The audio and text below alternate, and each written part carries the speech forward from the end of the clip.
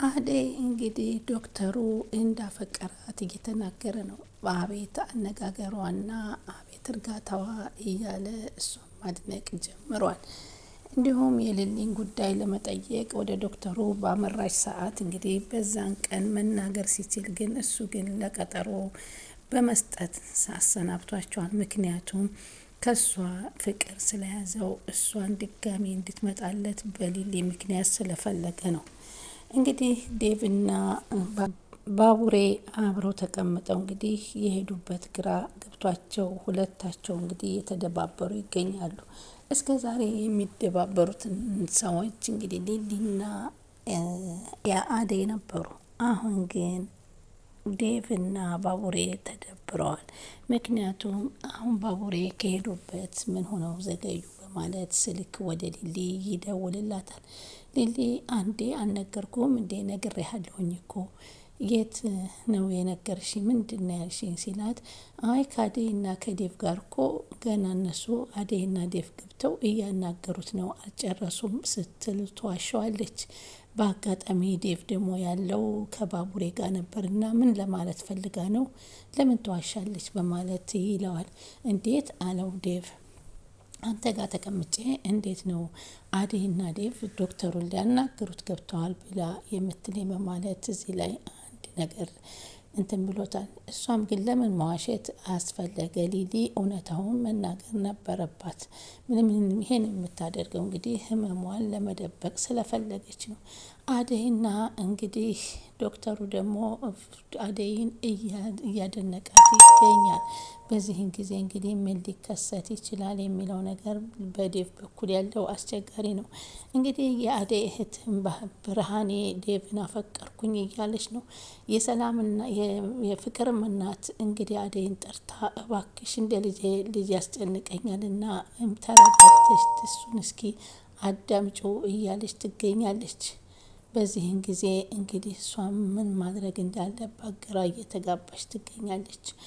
አሁን በዚህን ሰዓት እንግዲህ አሁን ቤዛና ደግሞ ወንድሟ ስንሄድ ቤዛ እንግዲህ ተገጨሁ በማለት ዶክተሩን እንግዲህ እንዲያሳክማት በማስገደድ እሱም እንግዲህ ሕክምናውን ካደረገላት በኋላ ምንም አይነት ህመምን እንደሌለባት ሲነግራት እንግዲህ ወንድምየው እንዳየነው ገጭንጓ ብሎ እንግዲህ ገንዘብ ስለሆነ የፈለገችው ገንዘብ እንዲሰጣት ቢያደርግም ዶክተሩ የገባውና የተመራመረ የተማረ ስለሆነ ገንዘብ እንዳስፈለጋት ስላወቀ ገንዘቡን ሲሰጣት ግን አይ አያስፈልግም እኮ በማለት ነበረ ስትደራደር ያየንበት። ሆኖም ግን ይህ ሆስፒታል የእናንተ ነው ወይ በማለት ስትጠይቀው ሆስፒታል የኛ ነው ሲላት እንግዲህ እኔ እኮ ፋርማሲስት ተምሬያለሁ ስለዚህ ዶክሜንቴን ይዤ ይቀጥረኛል በማለት እንግዲህ ወደ ዶክተሩ ፎንቃ ይዛ እንግዲህ ፍቅር ያዘኝ ብላ ለመጠጋትና በዶክተሩ ዙሪያ ያለውን ሀብት ንብረት ለማግኘት እንግዲህ የገንዘብ ነገር መቼም ይገላታል ቤዛ። አሁን እሱን ለማጥመር ትሞክራለች። እሱ ግን የሚፈልገው አደይን እንደሆነ እያየን ነው። ዴቭስ እንዴት ሊሆን ይችላል? ብርሃኔም ዴቭን መቼም እንደማታገባው እርግጠኛ ነን። ሆኖም ግን ይህ ክፍተት ለፍቅር የሚከፍትላት ፍቅር ክፍተት ይመስለናል። ሰላም ውድ ቻናል የተከታታዩ ሰላማችሁ በያላችሁበት ይብዛል። ለቻናሌ አዲስ የሆናችሁ ሰብስክራይብ፣ ላይክ፣ ሼር እያደረጋችሁ ሚርናት ይውብን አበረታቱ እላችኋለሁ። አደይ ቀጣይ ፓርቲ ይዘን መተናል። አደይ እንግዲህ ሳታስበው በዶክተሩ አይን ውስጥ ገብታለች። እሱም ስለ እሷ ጥሩነት ለጓደኛ ብሎ ይህን ያክል መስዋዕትነት መክፈል እያለ እያደነቃት ይገኛል። እሷ ግን አሁን በዚህን ሰዓት ስለ ሊሊ ህመም እንጂ ስለምንም የምታስበው ነገር የላትም። ግን አሁን ሊሊ የዋሸችው ዴቭን ለምንድን ነው ማለቴ ባቡሬን የዋሸችው? ምክንያቱም ባቡሬ ከዚህ በፊት እማፈቅራታለኝ እምወዳታለኝ ፍቅሬን ገለጽኩላት እያለ ሲናገራት ነበር። ሆኖም ግን ይህ ነገር እሷን እንጂ ሌላ ሰው እንዳላፈቀረ ያየነበት ፓርት ነው። ግን ለእሷ ይህን እውነታውን አልነገራትም። እሷም በአሁኑ ሰዓት ሊሊ በሽታዋን እንደዚህ ሌላ ሰው አለይ በውስጤ የምወደው እያለኝ ይህንን ህመም የመናገር የለብኝም ምክንያቱም ከዛችኛዋ ጋር መቀጠል አለበት እኔ ለሱ ላልሆን ይገባለሁ በማለት ሊሊ በማሰብ ነው። እሱ ግን እዚህ ጋር ተሸውዷል። እውነታውን ቢናገር ኑሮ እሷና እሷ ብቻ እንደሆነች በህይወት ውስጥና በውስጡ ያለችው ቢናገር ባቡሬ እሷም ህመሟን ገልጻ ትነግረው ነበር። በዚህ ጊዜ እየተሸፋፈኑ ነው። በዚህ መካከል እንግዲህ የአሾም እንግዲህ ፍቅሩን ልቤን ያዙ ልቤን አመመኝ እያለ ቢገልጽላትም እንደሚወዳት እንደሚያፈቅራትን ብታቅም ልብህን ነው ምንህን ነው እያለች እንግዲህ እየሸወደችው ትገኛለች እሷም። እሱ ግን እውነታውን አፍረጥርጥ አድርጎ አሾ ሊናገር አልቻለም።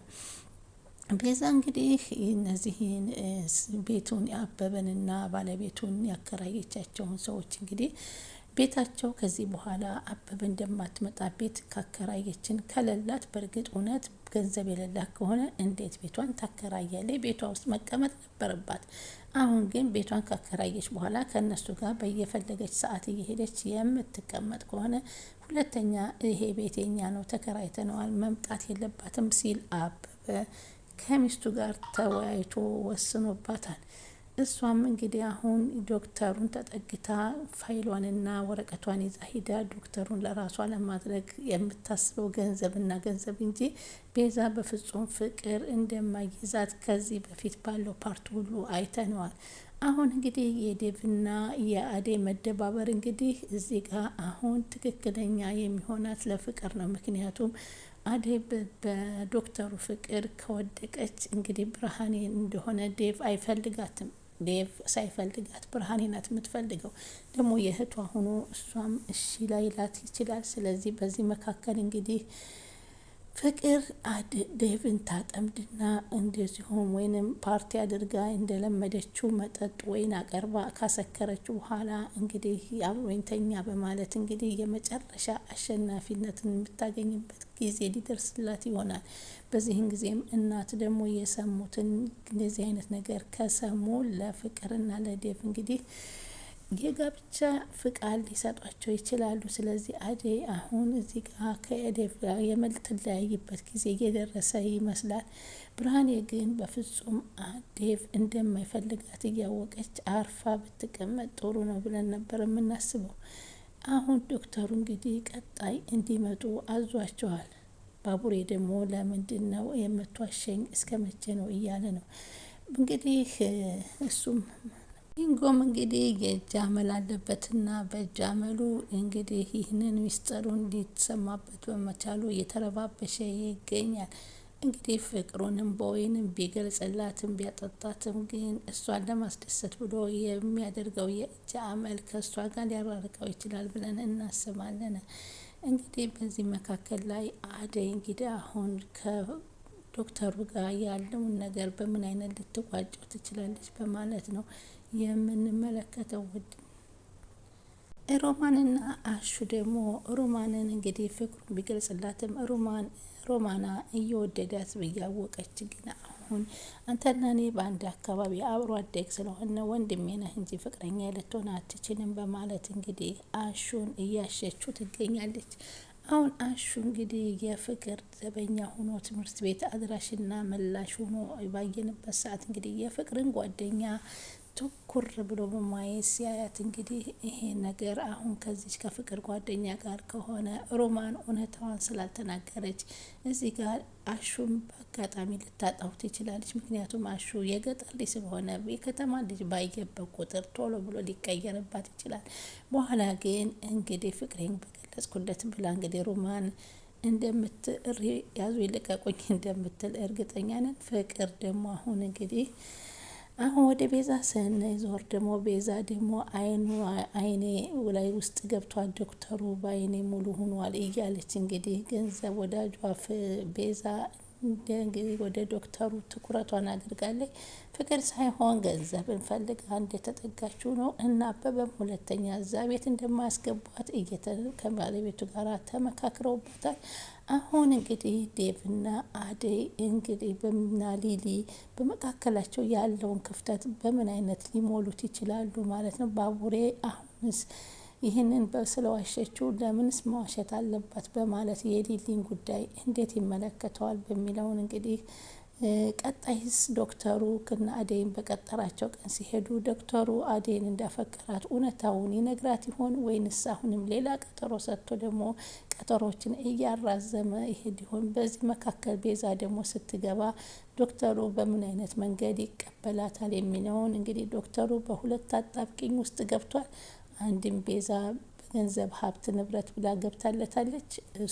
እሱ ደግሞ አደይን በትህትናዋና በእርጋታዋና ለሰው ያላት መስዋዕትነት ያላት ክብር እንዴት እንደሆነ ስለተረዳ ወደ አደይ አይኑን አፍጥጦባታል። ዴቭስ ይህን ሲሰማ ከዶክተሩ ጋር ሂዶ ግብ ግብ ይፈጥራል ወይንስ ምን ያደርጋል? እንዲሁም ደግሞ ቤኪስ ስለ ሊሊ ሲሰማ በሽታዋን ምን ይላል? ይቀበላል? እንደፈለገች ነገ ትንሽ አንድ ላይ እንሆናለን ብሎ ተስፋ ሰጥቶ ይይዛታል ወይንስ ሊሊ ይጎዳል በማለት ህመሟን ትደብቀው ይሆን በሚለውን እንግዲህ በቀጣይ ፓርት እስከምናየው ሰላም ክረሙልን። ላይክ ሼር እያረጋችሁ ሰብስክራይብ እያረጋችሁ ይጠብቁ።